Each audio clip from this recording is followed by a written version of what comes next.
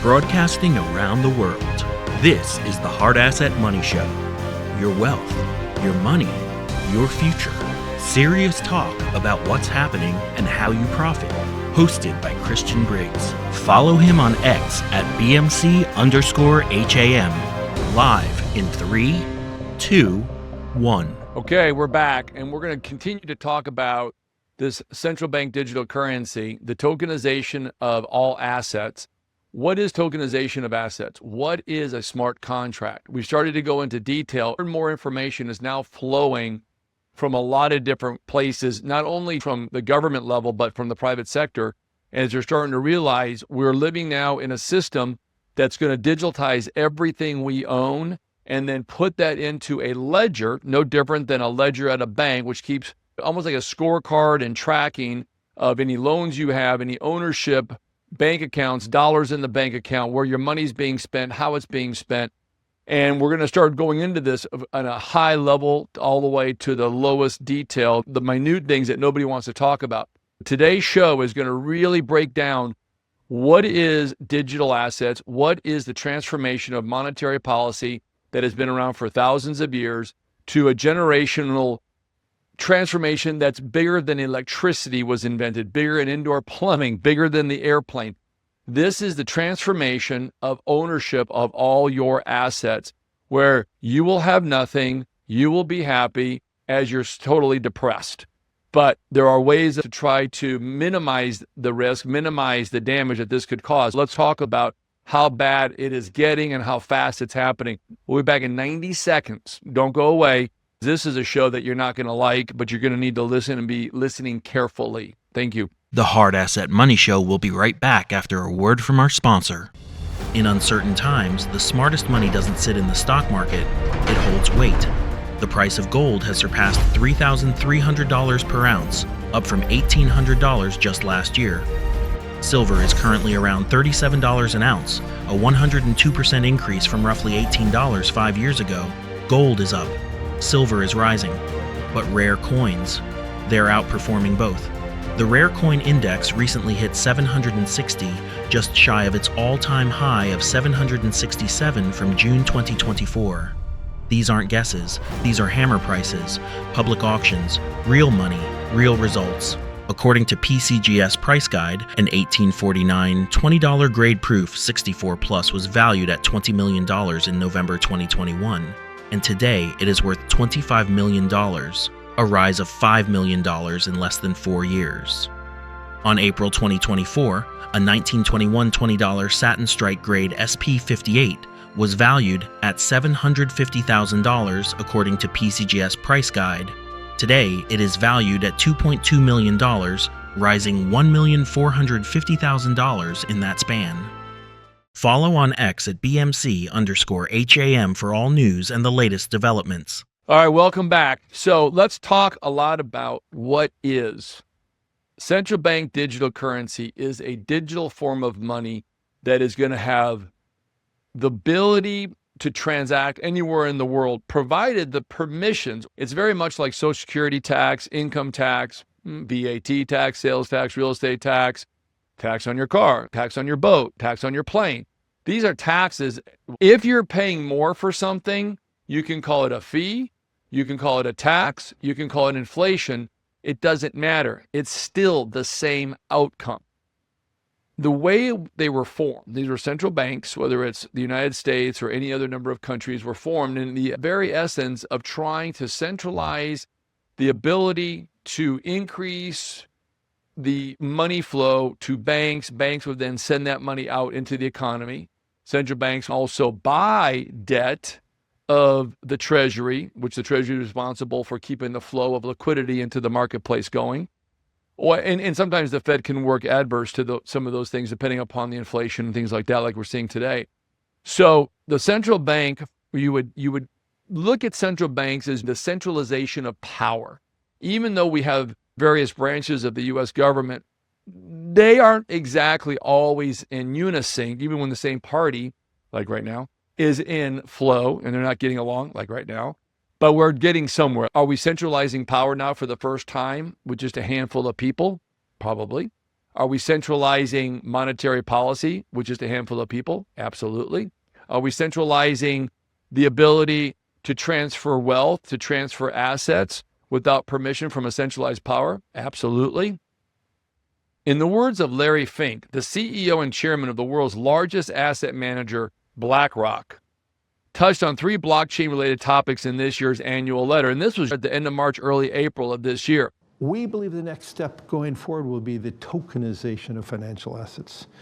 And that means every stock, every bond will have its own, basically, CUSIP. It'll be on one general ledger. Every investor, you and I, will have our own number, our own identification. We could rid ourselves of all issues around illicit activities about bonds and stocks and digital by having a tokenization. But the most importantly thing, we could customize strategies through tokenization that fits every individual. What he was basically saying is tokenization is now being put into place to take assets, whether it's your personal account at a bank, account at a brokerage firm. It may be a corporate. It could be the banks themselves. It could be any number of financial institutions that hold great wealth. Or it could be your 401 with $10,000 in it. What they're looking at is to take on tokenization as a new way to store the asset and then to trade the asset in a sense. Let's say you have a house. Your house is paid for. You have a deed to your house. You have a title to your house. You have something that represents the ownership of it. And if it's in a trust or an LLC or corporation or a personal name, it doesn't matter. The piece of paper acknowledges that somebody owns that piece of real estate designated with the longitude and latitude. Typically, that piece of paper is stored at some place in the county, the city. You have a copy. The bank has a copy if you get a mortgage. What BlackRock is excited about is you take that mortgage or a free and clear deed or title to some asset, and you take the information, you store it on a ledger, a digital ledger that is basically sitting on a server somewhere. Now, in order for that to be moved from A to B, make it very clear here, very easy to understand, so follow along with me. You want to buy that or you want to sell it. You simply today sign a piece of paper, a title company or somebody acknowledges it, checks it out. Yep, you own it. Fine, we'll buy it. They sign a piece of paper, they pay you money, that is. The new way where they tokenize this and they create a token that represents the asset, uniquely identifiable token with a unique serial number that says house A or a car or a plane or how about your stock account? How about your bond account? How about all your real estate? Anything. You have to have permission or you have to have what they call a private key in order to sell it, in order to transfer the ownership on the blockchain. A key, a serial number, a private combination must be used in order to move that asset. Now, the way we're working this is kind of a hybrid, centralized, decentralized. You cannot have one or the other exclusively unless, well, let me take a step back. Let me tell you why. See, a decentralized system does not allow the oversight. In most cases, it doesn't allow the opportunity for the government or somebody to be able to stop something that would be nefarious. Okay, we talked about that before. You have to have a hybrid central, decentral. You can't have a pure decentral. That's not what the government wants because they can't control it, they can't surveil it. So what we want to stop is an all digital monetary system because it is possible to do the equivalent of CBDCs on a private basis. So I can use merchant codes with your bank account and your credit card. I can kick you off your online payment systems if I don't like what you're saying on social media. There are many different ways if we go to an all digital financial system. We have digitized throughout our economy, so our homes are full of digitized equipment that can be identified and surveilled. Our cars are more and more electric. They can be stopped remotely. They can't put in checks and balances to ensure the money flow from transferring from A to B is always in the good and not the bad. I mean, I'm trying to say this in a very easy way to say is they just don't want a bunch of bad people buying and selling bad things. And if they can't control the flow of that money, why bother having that at all? You have to have some control in the manner in which that money flows or asset flows or transfers any kind of wealth. Now we have in Europe this threshold above 1,000 euros, you cannot pay cash. If you do, you are on the gray market. You take your risk. You get caught, you are fined, or you go in jail. But the digital euro is going to have a limited amount of control. There will be control. You're right. You're completely right. And so tokenization, what that does is it basically tokenizes the asset, puts it on a ledger, and everyone says, oh, it's going to be decentralized. That's not true. You have to have some type of centralized control. Centralizing power allows a handful of people to control the masses. You control healthcare, transportation, and money, you got everybody. So tokenization is exactly that. It's the next step of all the wealth. When the World Economic Forum said, you will have nothing and be happy, they've been saying that since 71, right after we went off the gold standard. How about that? It started ramping up right after Nixon took us off the gold standard and our dollar dropped 30% in about 3 months. That tells you something. They knew what was coming. So you take this new standard, show ownership, you then centralize it completely, which means there is no way you can transfer that asset without the private key. Once that private key is held by a third party called third party custody, guess what happens then?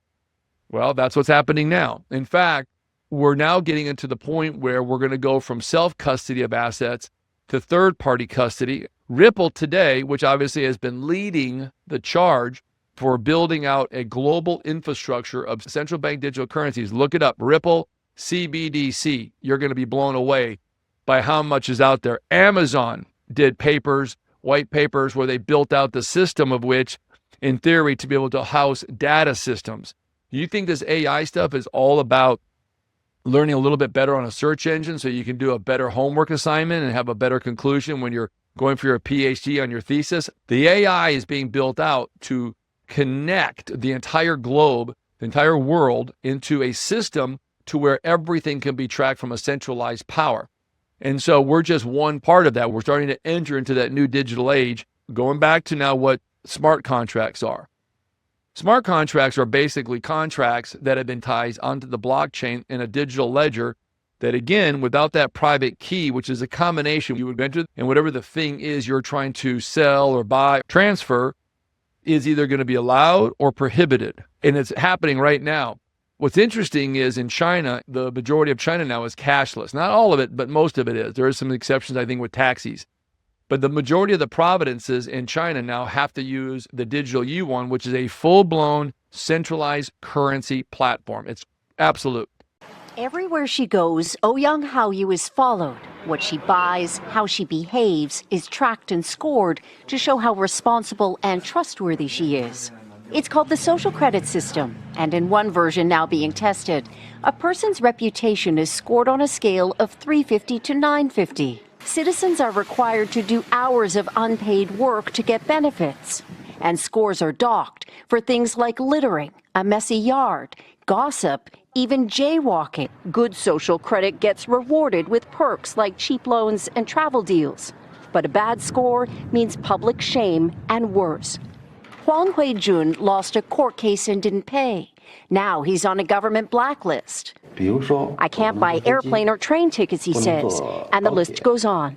In the Caribbean, it was just announced 18 countries there, sovereign nations in the Caribbean, which control trillions of dollars a year worth of cash flow in the banking system, is now moving towards CBDC.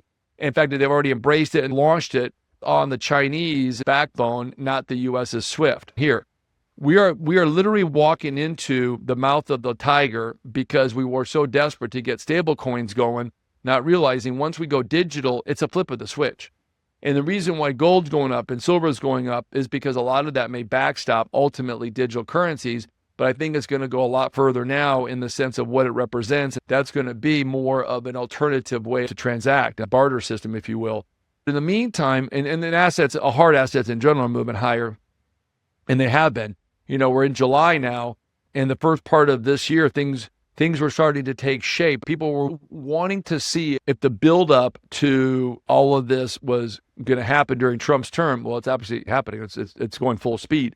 We're moving to a digital age.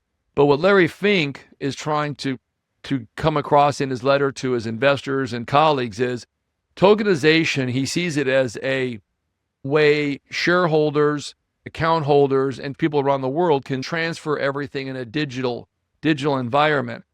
And it enables the fractionalization, lowering the barrier to entry for a lot of people who can't afford to buy the complete asset. It sounds great. I mean, it always does. It always sounds good when you mention efficiency, you mention safety, but the word privacy never comes up because it eliminates privacy. Efficiency and safety, again, we'll go back to those two, and convenience. It's easy to not have to think anymore. We are losing so much of our brain power because we're not utilizing the value and what it used to be 25, 30 years ago. The capacity of knowledge is being lost because we don't know our phone numbers. We use GPS as if it was an everyday standard system. We do not use a calculator. We simply just talk into a phone and get a response. We don't research stuff. We don't read stuff. We don't do the things we would normally do 25 years ago to maintain brain usage and capacity. And everybody in the government knows this. Everybody in that top 1% who's advocating for all of this, because this flows the money up, not down. So once all of this becomes digitalized and it's central powered, overseen, what's going to happen then is people have said, now you have a handful of people controlling the assets. And in case in point, BlackRock is managing the largest Bitcoin ETF, when just 3 years ago he was saying Bitcoin's a joke, we would never touch that. They're talking about Bitcoin as being a programmable asset. The challenge with CBDC is it gives the central bankers complete control and the ability to program your money. What it does is it gives them the ability to say what you can use your money for, where you can use your money. It's called programmable money. Some people call it smart contracts. I call it very stupid contracts. But it gives you the ability to issue programmable money and do complete surveillance and control of where and how people use their money. And when I say programmable, remember after World War II, when the federal government was in the CIA and various agencies and all this different stuff was funding television programs.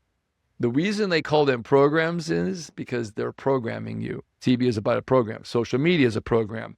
That programs you to be able to create the conditions of acceptance, consumption, and adoption to be able to utilize the asset or the service that they're trying to promote. In this case, it was Bitcoin. Bitcoin was the greatest experiment in history to show you that people would accept something of nothing, of no value. It doesn't even exist as other than an algorithm, and it would be able to become the new asset of trade or value. It wasn't about Bitcoin surviving. It was about programming people to use digital assets. In this case, Bitcoin is an asset, and then use that to trade for something of greater value. You can buy houses and planes and whatever else you want. So crypto was only designed to condition the people and program them ultimately to go cashless and checkless. That's a fact. When you start to look at what Fink is acknowledging, 20% of investments already exist in private assets, currently accessible primarily to institutional investors. And he highlighted how BlackRock plans to access these investments, including infrastructure, real estate, and tokenization. He could even go further than that. What he's trying to say is we're going to tokenize everything. We're going to make everything digital.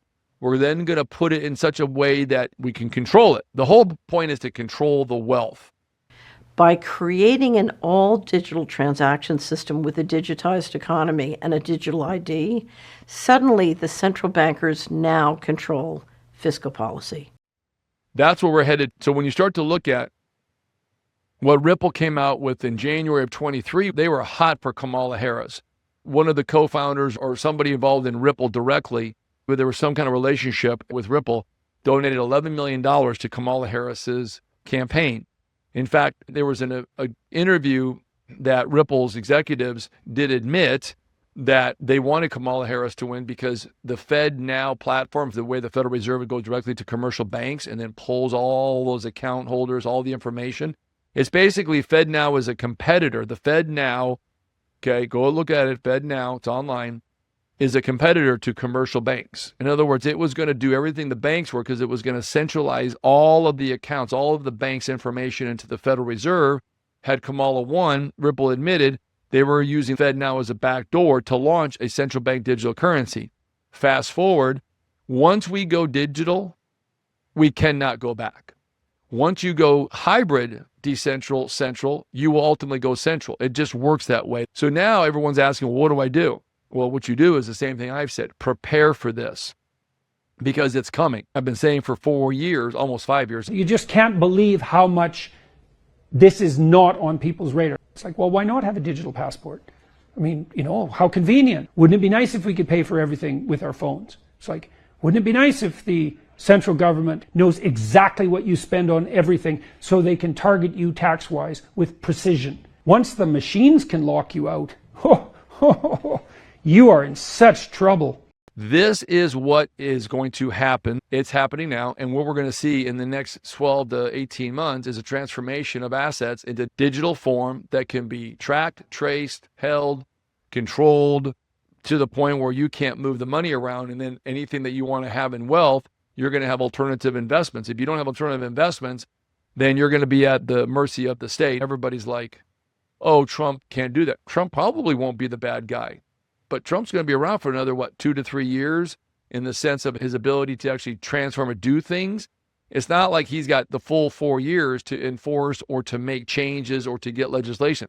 Usually about the first 18 months when you're controlling Congress, you have the ability to make things happen. Right now, the way it's working is we're going to get this big, beautiful bill passed the House, and then they'll move on. But what happens in the midterms if we lose Congress and we keep the White House, obviously?